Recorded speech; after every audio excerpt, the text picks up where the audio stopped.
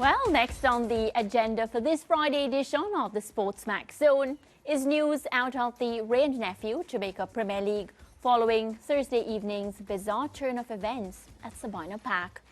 The opening night of the highly anticipated playoffs was spoiled by a power failure and subsequent technical issues with the floodlight system, forcing the first leg quarterfinal between Tivoli Gardens and Montego Bay United to be halted in the 35th minute with the teams locked at 0-0, and the encounter between defending champions Cavalier and Portmore United postponed.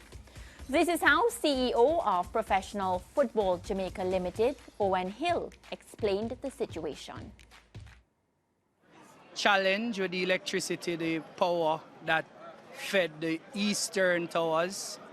And as a result of that, the lights or the towers that powered the eastern side of the venue, they went out in the first game, in the first half. And that caused some challenge. We were waiting to, get the assessment from the Jamaica Public Service. When they came, they were doing some diagnostic checks. After they've done the checks, what they advised us is it will take some time to rectify. We were still, trying to course correct a situation. But in the interest of the sport, in the interest of the teams, in the interest of the fans, collectively there was a decision that was made. Hill also pointed out that all four teams were consulted in the decision-making process. I wouldn't say it was a difficult negotiation. All the clubs had to understand what the ramifications are. Ultimately, there are, things that they had to consider. Montego Bay had to travel back to Montego Bay, and then if there is a replay, as we would have decided, and travel back into Kingston. So their travel time obviously would have affected their own preparation. The teams that were here locally, domiciled in Kingston, they also would have had some challenges with their own periodization because they are preparing for a specific time, etc. So they had to understand. Obviously, collectively, making a decision wouldn't have been the easiest, but I'm happy that there was an agreement. There are some other challenges we're going to have to review right now, considering the venue, etc. But we're now doubling down, working overtime to make sure that we have a quarterfinal that resumes because, again, we're in a time constraint. Montego Bay United chairman Yoni Epstein described the situation as an unfortunate setback. Disappointing, it's unfortunate. When you're at, these high stakes, first round of the quarterfinals, obviously, everyone is out here to watch, we're out here to win, and it's an unfortunate setback. We live in Montego Bay, and that's why we were pushing for back a 6 o'clock match tomorrow evening, because it would be, inhumane for us to go home tonight and come back to play at 10 o'clock in the morning tomorrow. They want to get the match over with and get focusing on the next match. So, this is just something that we'll have to deal with. But I'm sure, as I said to somebody a while ago, we traveled 20 times this season, more than any other team and further than any other team. So this is something in our DNA, and we'll bounce from it easy. Both games will now be played tonight at the Stadium East Field, as Sabina Park is unavailable as it's hosting a massive party. Tivoli and Montego Bay will continue their encounter at 6 p.m. local time, with Cavalier and Portmore United set to begin at 8. Once again, live coverage will be on our SportsMax platforms. So team, I was present. Just want to start by saying that. I was at the match, getting ready to take a look at the teams. JPL playoffs is something we live for, and I've had the opportunity to be here in Jamaica and watch these matches, and it's full of excitement, full of different storylines. And because we carry the matches, I felt like, okay, I have the time, I'm going to catch these matches. Yeah, really, really unfortunate, because at one point the transformer or something blew, and guys, my hat, because you just heard this massive sound, and I'm like, wait, I'm in Jamaica, so what is this? Of course, somebody said to me, no, relax, it's just a transformer and everything. But, really unfortunate. And I sit here and I just see that the turnout at Sabina Park, very impressive team. Very, very impressive. The stands were filled, you know, even after a lot of deliberation was going on. And I said this to somebody I was sitting next to. I said, you know, the fans are in the stands, and Lance, there was no attempt for anybody to really walk out. And this deliberation took some time. You know, everybody was still of the hope that things were being fixed and they would get to see some sort of football. But again, heard from Owen Hill there, we heard from Yoni Epstein, and a decision had to be made. Lights out, football could not continue. Unfortunate, but again, the matches are being played tonight, so it's something to look forward to. Yoni said something, Ricardo, you raised your eyebrows as well about the 10 a.m. You know, it was only fair that the team got the opportunity to travel back to Montego Bay. And for the rest of the Caribbean tuned in, Montego Bay is not close in Jamaica. It's far. That means it's a lot of travel for the players, exhausting, especially because of the time that the match was called off yesterday to head down to Montego Bay and come back. I find it kind of strange. She said the thing about 10 a.m., that it was actually a consideration. Yeah, well, I suspect the only way they would have been able to play at 10 o'clock this morning is if the JFF or the PFJL were willing to put them up overnight so they would not have to travel back to Montego Bay. It's about, what, a 2.5-hour drive from Kingston back to Montego Bay, and then they would have to be up early to try and do that the next morning. So definitely a 10 o'clock would not work unless they were staying in Kingston. But again, I don't know how plausible that would have been given the fact that this isn't something you could have planned for. And so it would have been, I think 6 o'clock clearly this evening, the same time that the match started yesterday, was the most ideal situation for the teams at this stage. And then, of course, the change in venue. So now they're at the Stadium East Field. Good as well to see from the standpoint of the event organizers that they have said it is free for fans to enter the facility for the first leg quarterfinal matches, because I don't know if there is a system in place for fans to be reimbursed, those who purchased tickets for last night's match. And so I guess the next best thing is to say, well, you can come to the match, or the match is free tonight at the Stadium East Field. Yeah, that was a consideration I had as well, because I remember when walking out, Lance and Ricardo, I said to myself, because I was about to take the ban off, and I'm saying, but what about the people that, you know, have bought their ticket and would be concerned? And as I said, it really warmed my heart to see, despite what was happening with those lights, nobody budged to leave. Yeah, and another point of concern for the organizers is the fact that the switch in venue is a significant blow for them financially, because it's going to be free, yes, and that in itself is a problem for them.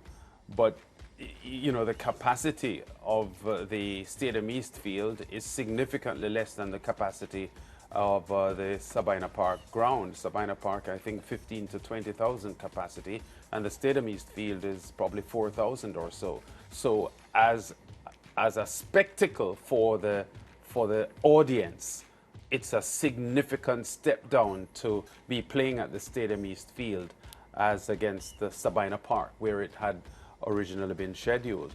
And a quick comment on the Montego Bay concern about their traveling issues. Montego Bay United is the only team in the Premier League at the moment from Western Jamaica, and Montego Bay is over 100 miles from Kingston. The furthest team from Kingston, apart from Montego Bay United, would be Mount Pleasant, and they're in St. Anne. There are a couple of Clarendon teams, but the Clarendon trip is a fairly easy trip. I guess the highway to Ocho Rios now makes the trip to Draxall easier as well. But I do sympathize with Montego Bay United and the fact that they've had to do so much traveling throughout the entire season because they're in the western part of the country. Yeah, and it will be difficult for them as well. So although the best case scenario was to play tonight, it is still difficult having to travel to Montego Bay last night and back to Kingston today to complete the match. It's interesting that you spoke about the financial implications of this, Lance, because the PFJL had a release earlier today. And part of that release says the cost of this disruption, the financial, commercial and brand damage from this incident is significant and immeasurable. They say millions in direct revenue losses for the PFJL clubs due to unfulfilled ticketing, broadcast and sponsorship activations, and brand disruption with national and diaspora fans left disappointed and disillusioned, some of whom traveled or tuned in for marquee matchups. So that's the PFJL speaking specifically to the losses because of the disruption last night. There is another aspect of the release earlier today that I found interesting, where they said the failure emanated from a breakdown in operational assurances provided by the venue's management, with whom PFJL entered into rental agreements with the understanding all core infrastructure requirements, power, security, venue readiness were secured. Several operational walkthroughs and pre-event execution drills were completed prior to the day of the actual event, with the relevant venue landlords providing the guarantees necessary. So just reading this release, it appears to me that the PFJL is saying, listen, people, this is not our fault. We got assurances that things would be in place, and as you can all see, things were not in place. Well, it's funny that he said that, because a spectator actually said that to me.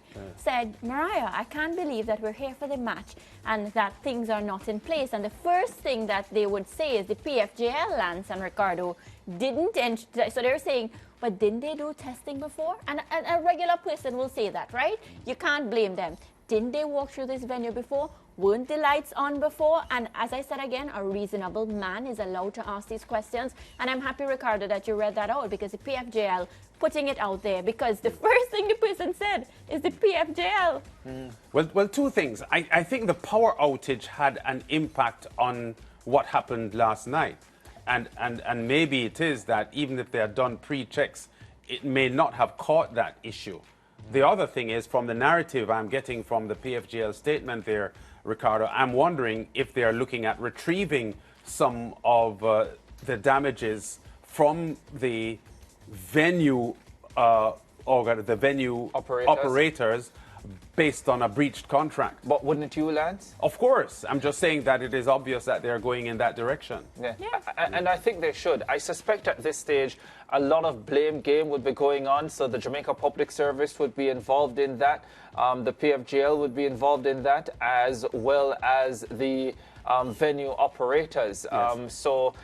Just trying to come to an understanding of, okay, who is wrong here? So you have the power outage and that disruption. Did that impact the facilities at Savannah Park for the floodlights?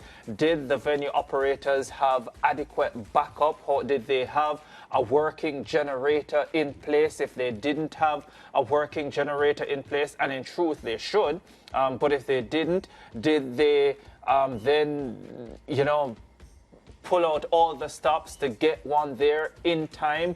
And if they didn't, why was that the case? In any way, was any of the equipment defective in terms of the floodlight system and so on? So many questions to be asked in trying to pinpoint why they could not get a restart. Clearly, several things happened, and clearly you can point at different stages to different organizations.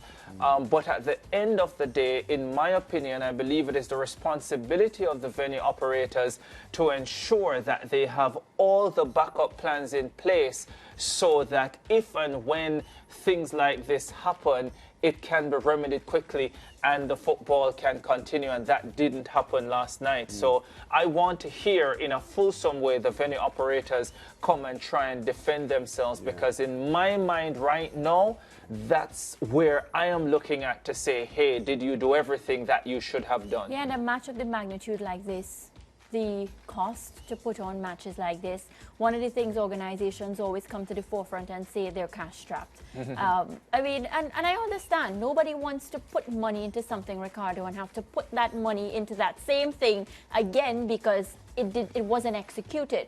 So I'm with you on that, where, you know, those responsible for the execution of this event will have to answer. Let me know if you did everything in place. Do you have a backup? Will this happen in the future again? Because I don't have money. The venue operators specifically, though, because again, as the PFJL pointed out, they paid their money and they were given assurances that all would be in place. So I want to point out as well that following what happened last night, I got a few queries from some of my colleagues from outside of Jamaica, and they were linking what happened last night to the fact that the Cricket West Indies is trying to stage a day-night test match with Australia coming up in July. That's in my brain as well. Coming up in July. I have to point out that the upgraded lighting system for that, which the Jamaica Cricket Association has promised with the help of the government, has not yet been installed.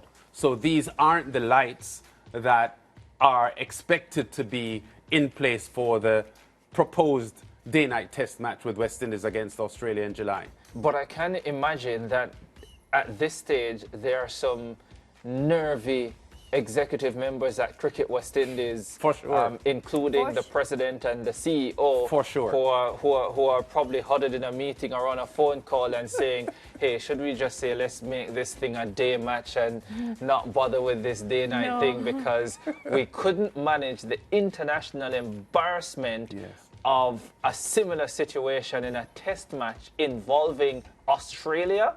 Oh, dear you say Lord. that, but some would say, you know what, better it happened earlier so we can put things in place so it doesn't happen again. This is the Caribbean. And I don't mean that in a disrespectful way, but the truth is the truth sometimes. All right, well, I don't mean this in a disrespectful way, but we're going to have to go to a break. My producer, she's been saying we're up on a break time.